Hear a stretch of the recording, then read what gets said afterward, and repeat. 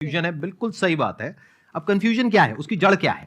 आप क्या कर रहे हो, आप बस हम लोगों की बातें सुन रहे हो। यहां से मैंने कुछ बोला, इन्होंने कुछ बोला, दोनों अलग अलग स्टैंड पॉइंट है।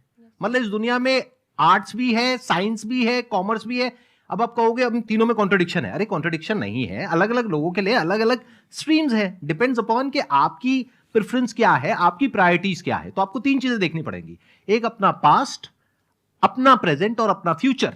कि पास्ट में आपने कैसा परफॉर्म किया है। अगर आप पढ़ाई में बहुत अच्छे रहे हो तो आपको क्लियर नजर आएगा कि अच्छा मुझे पढ़ाई से रिलेटेड कुछ करना है, तो वहां से रास्ता क्लियर हो जाता है। बट अगर आपके दिमाग में 24 घंटे बिजनेस आइडियाज घूमते रहते हैं, जहां भी जाते हो वहां पे गोलगप्पे खा रहे होते हो, आपके दिमाग में चल रहा होता है अबे इतने पैसे ले लिए, उसमें से इतने का गोलगप्पा, इतने का पानी है, पानी तो इतना फ्री होता है, मेरे से लिया 20 रुपए, ये तो 5 रुपए का काम है, तो 15 रुपए इसके पास में गए, कितने लोगों ने एक दिन में खा लिए, इतने पैसे कमा लिए, व्हाटएवर। अगर इस तरह का आपका माइंडसेट है तो वहां पे एंटरप्रेन्योरशिप, स्टार्टअप, इन सब चीजों का बेनिफिट है।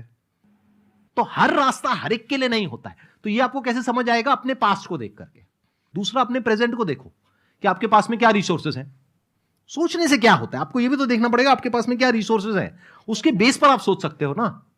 कल को आप कहो कि मैं एक टेलीकॉम कंपनी लॉन्च करूंगी जो कि जियो को कंपटीशन देगी। ठीक है, सोच लो। कुछ नहीं होगा।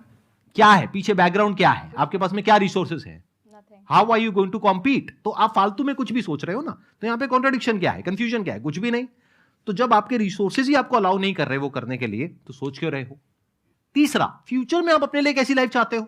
जैसे सर ने कहा कि पावर नहीं मिलती है वहां पे सर्व करना होता है। इस गलतफहमी से बाहर आ जाओ कि वहां पे पावर मिल जाएगी। पावर तो पूरी की पूरी एक हिरार्की है, जिस हिरार्की में टॉप पर पब्लिक बैठी है एक्चुअल में, वो हमें पता ही नहीं है। हमारे हाथ में पावर है, किसको वोट करना है, किसको पावर में लेकर के आना है। फिर उनकी पावर के अकॉर्डिंग आगे पावर का डिस्ट्रीब्यूशन होता है, पॉलिसीज का डिस्ट्रीब्यूशन होता है, फिर उसको इंप्लीमेंट करना होता है। तो आपको देखना है कि आपको एग्जैक्टली लाइफ में चाहिए क्या है। कि अगर आपका माइंड है बहुत ज्यादा क्रिएटिव, कि आपको हमेशा दिमाग में आइडियाज घूमते रहते हैं कि कुछ अजीब करना है, कुछ अलग करना है, ये करना है, वो करना है, तो फिर वो रास्ता आपके लिए नहीं है। क्योंकि वहां पे आपके पास में पावर नहीं है, रिस्पॉन्सिबिलिटी है। But once you go in the entrepreneurship space, वहां पे रिस्पॉन्सिबिलिटी नहीं है, वहां पे पावर है, पावर टू क्रिएट। अब आपको देखना है कि एट द एज ऑफ 42, 48 आप किसके जैसा बनना चाहते हो। अगर एक टीचर बनना चाहते हो तो ये रास्ता है। उसके अलावा जिन्होंने यूपीएससी को क्रैक किया है उन लोगों को आप लाइफस्टाइल देख सकते हो। वैसे बनना चाहते हो, बहुत बढ़िया। मेरे जैसा बनना चाहते हो, बहुत बढ़िया। किसी और के जैसा बनना चाहते हो, बहुत बढ़िया। बट किस बेस पर?